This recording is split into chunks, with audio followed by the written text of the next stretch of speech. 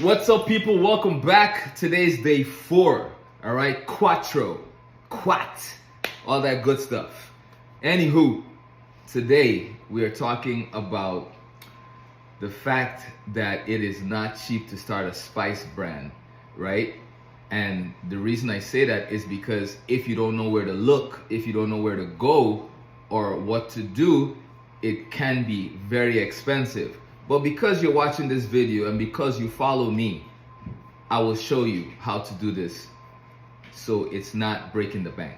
All right, stay tuned, ladies and gentlemen. Let's get this party started. So let me show you where your money actually goes when starting a spice line. All right, there's levels, there's different pockets, and we're gonna break each one of those down. The first one is product development. If you're a chef like me, then it's really easy to create your own brand, right? Your own spices, your own line of seasonings.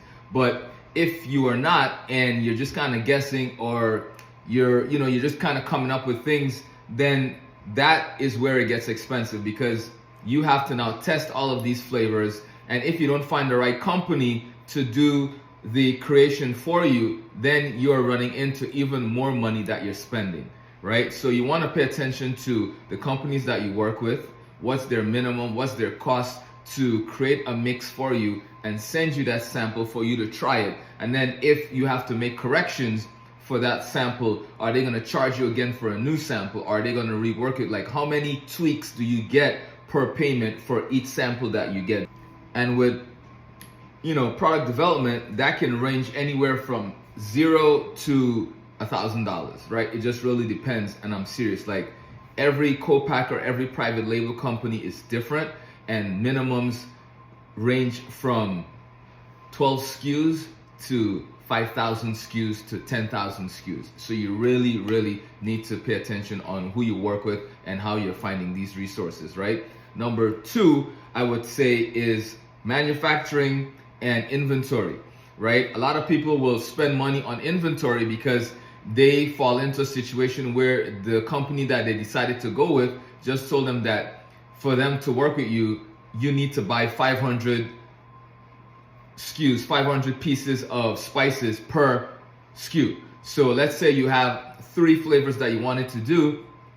That's 1,500 pieces of product that you are now stuck with. So if you don't have clientele to move this product, you are sitting on inventory, right? And then manufacturing that inventory, there's startup costs, there's label design costs, there is packing, there is fulfillment, there's a whole bunch of stuff that goes into that. So you really want to pay attention to these. And depending on the quality of the spices that you're using or the ingredients that you're working with, you're talking $2 to $10 an ounce, right? So you really have to dig deep, really have to do your research on the company that you're going to work with. So packaging is super important, right? And with packaging, you're talking $300 to $3,000 depending on which route you want to go. Do you want to go premium? Do you want to go standard, where it's like a plastic jar? You want to go glass, which is, higher up. Then there's the pouches.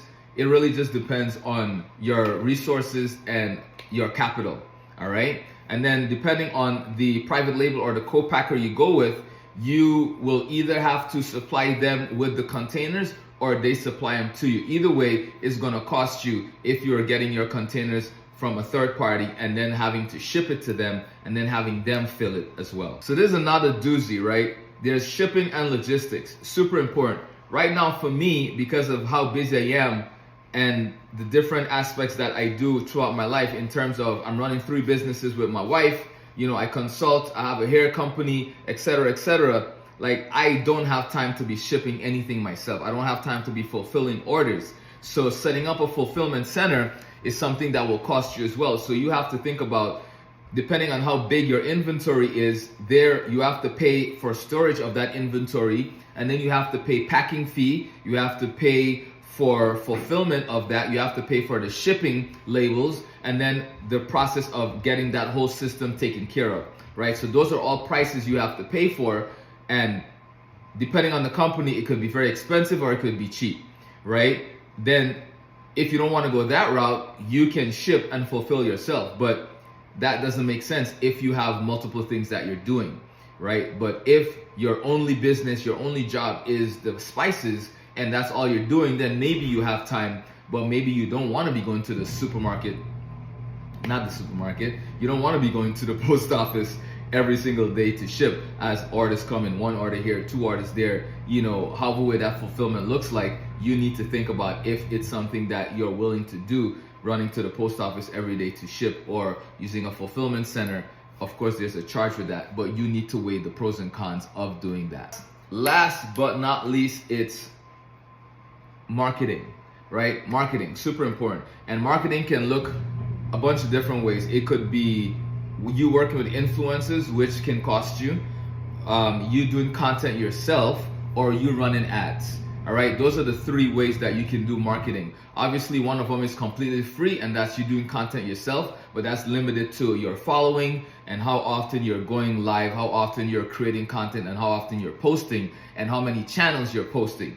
With influencers, you got a little bit more of visibility because they are now sharing your product to their viewers, to their audience, so that allows you to maximize visibility for your brand. And then of course ads. Depending on your pocket, depending on your resources, you might not have a lot of money to run ads, and ads don't really do anything unless you're spending at least $1,000, $2,000, for those ads. So think about these things. If you would like to learn more, then you know what to do. Hit the subscribe button, turn on your notifications, all that good stuff, and then make sure you follow me. Send me a message, send me an email. It's ed@knifeandspoon.com, and I will be happy to assist you. I am a consultant chef, and this is what I do for a living. Peace and love. Catch you on day 5.